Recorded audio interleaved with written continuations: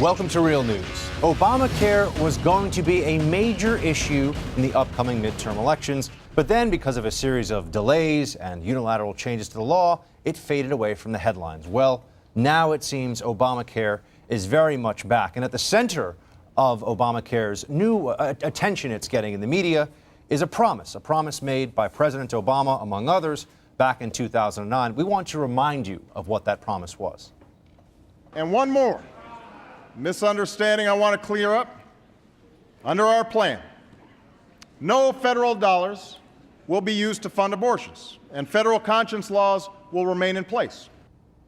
It seems like so many other promises about Obamacare, that is not true. There's a new report out from the Government Accountability Office, and it says it took a look at how insurers are actually implementing abortion coverage. Now, the way this is supposed to work is there's a separation. The government will pay for some things, but there has to be a separate check sent from someone's personal funds in order to pay for the abortion. Now, some claim this separation of funds is nothing more than an accounting gimmick anyway, but the gimmick, it seems, is not even being adhered to. According to this GAO report, the findings are that 17 of 18 insurers reviewed in this report did not itemize the premium account associated with non-accepted abortion services coverage on enrollees' bills, nor indicate that they send a separate bill for that premium amount. Essentially, they were covered. The abortions were covered with federal dollars as part of Obamacare. No separation, no wall between the two. Now, keep in mind, this was part of a deal that was reached as well. Not only did President Obama promise the American people this would not happen, but others,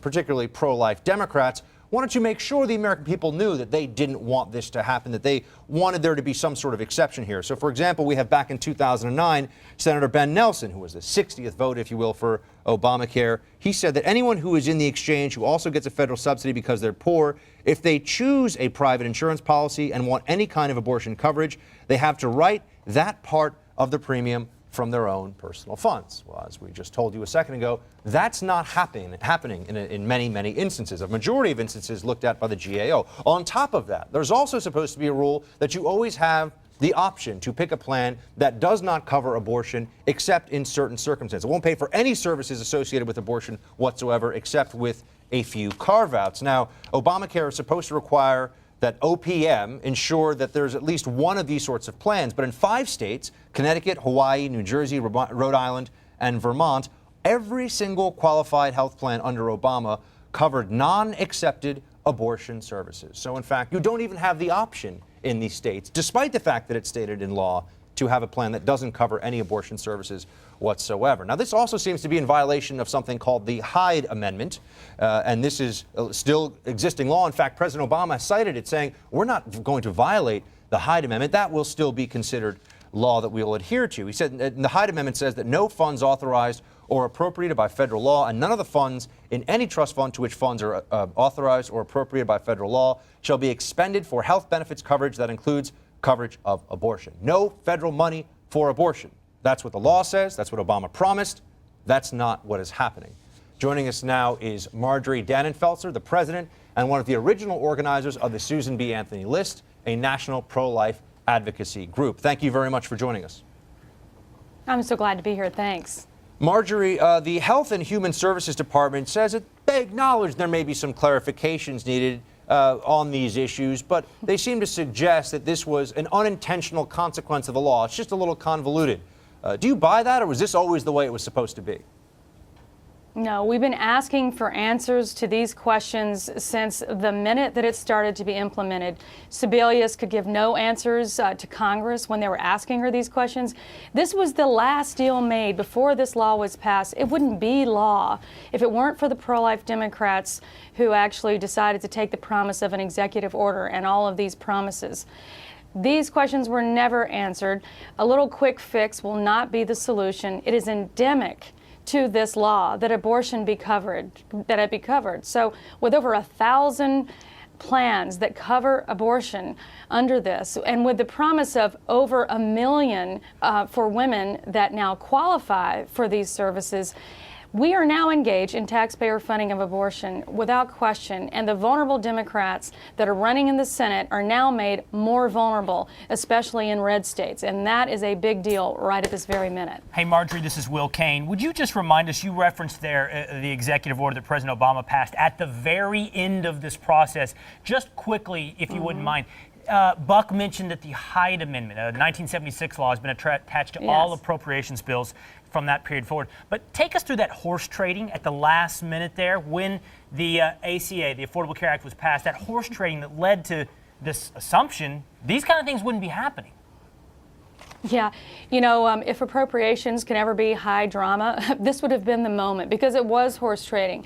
It was a moment where there were a whole group of pro-life Democrats who said something equivalent to the Hyde Amendment has to be in this health care bill. This was like Bart because Stupak, remember, the guys like Bart Stupak we're talking about? That's right. That's right. There was the Stupak Amendment, which was the equivalent of the Hyde Amendment, because remember, the Hyde Amendment only applies to Medicaid. It wouldn't touch many of the funding streams in this bill. In fact, most of the funding streams in this bill. So there had to be a statutory fix. So what came in out of the blue and on the dark horse from the president was a promise in the form of an executive order that said that no funds herein will go to abortions.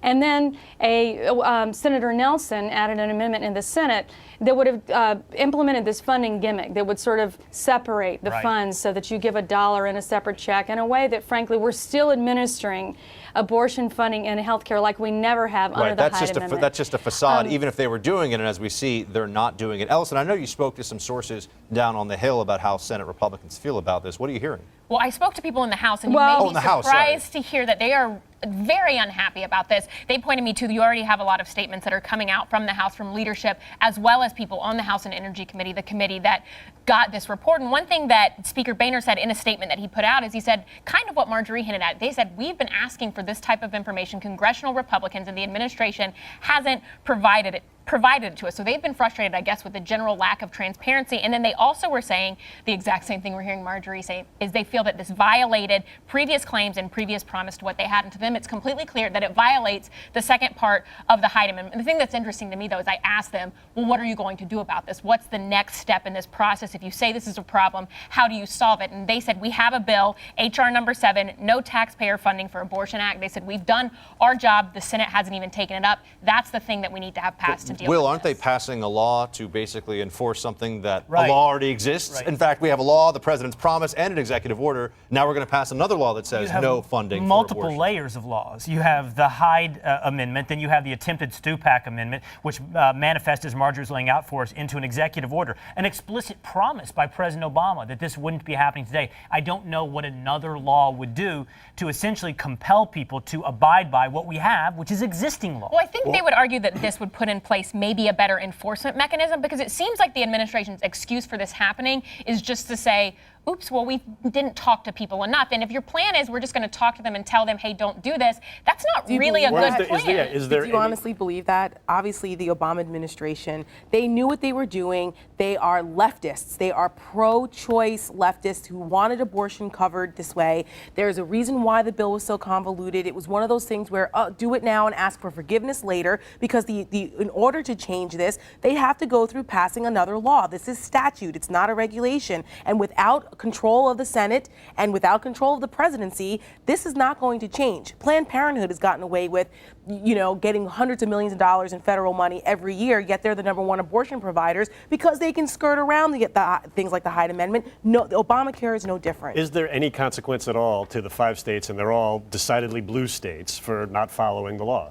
No, that's what I'm saying is what seems to me in terms of the no enforcement mechanism is their response from the administration is just to say, oh, we're sorry, we realize this is a problem and we need to communicate with them better and we're going to do that. That seems to be the only solution to the problem is, hey, we're just going to talk to them and make sure they understand the rules. Marjorie, I want to bring you back in. Is it possible you think the administration is going with it's just a bureaucratic mess up here, can't tell what the law says until after the elections, and then they'll be a little more, well, actually, maybe we should look at this? Yeah, Oh yeah, there's no question. You know, this whole healthcare thing has been a kind of messy deal, and we're just kind of catching up. I'm sure that is what we will hear if we hear anything.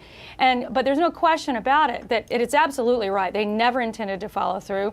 They never intended to separate taxpayers from the abortion business. Now that we're in the abortion business, detaching from it is sticky business. The only thing that would help would be an actual limit, which would be a Hyde Amendment, Smith Amendment type thing. But I think the most important thing is that nothing will happen. Nothing will truly separate us from the abortion business as taxpayers until we change the U.S. Senate. And this will be at the heart of all of these Senate races, especially in red states. Now, there's also a few other issues. We should just give you a quick preview that are coming up for Obamacare in the near future. For example, as of October 1st, 115,000 may lose their coverage if they fail to prove citizenship. We were told illegals cannot have Obamacare. Well, we'll see. And also 363,000 have failed to verify their income, and they may lose their subsidies very soon unless they address that issue. If I remember correctly, that 2009 speech, I was there. That's where Joe Wilson yelled out, "You lie." He was actually talking about illegal immigration, but it looks like he was right, not only on that, but also on the abortion issue, that the president was just flat out lying to the American people. Another lie around Obamacare. Marjorie, thank you very much for joining us. We appreciate seeing you. Thanks. Always a pleasure.